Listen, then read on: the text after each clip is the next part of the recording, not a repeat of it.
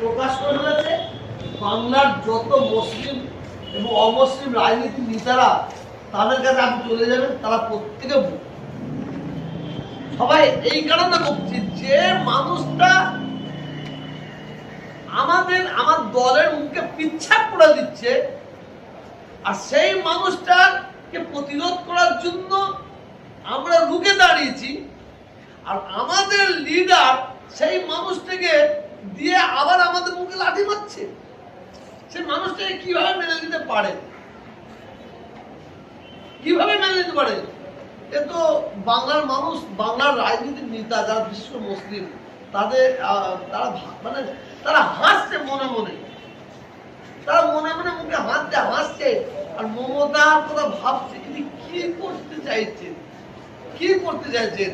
এটা কেমন হয়েছে, ঝিকে মেরে বউকে শিক্ষা দেওয়া হবে।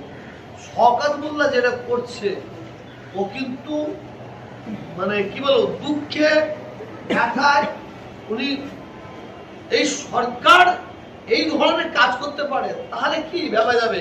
তাহলে এই সরকারকে যারা গালাগালি করবে, যারা খিস্তাখিস্তি করবে, এই সরকারের যারা সমালোচনা করবে, এই তৃণমূল পার্টিতে যারা পিচ্ছাপ করে দেবে, সেইগুলোকে মমতা ব্যানার্জি নিয়ে ওই তাদের পিচ্ছাগুলো নিয়ে যারা মানে এই দলের জন্য লড়াই করছে তাদের মুখে মাখাবে। এই জন্য সরকার ব্যথা দিয়ে বলে লড়াই করবে।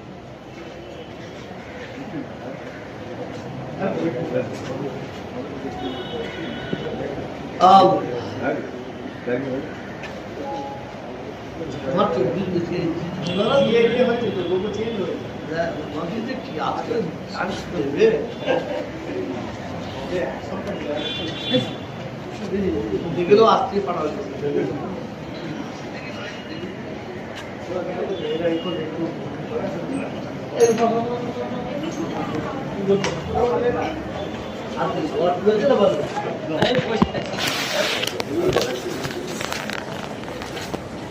तो 900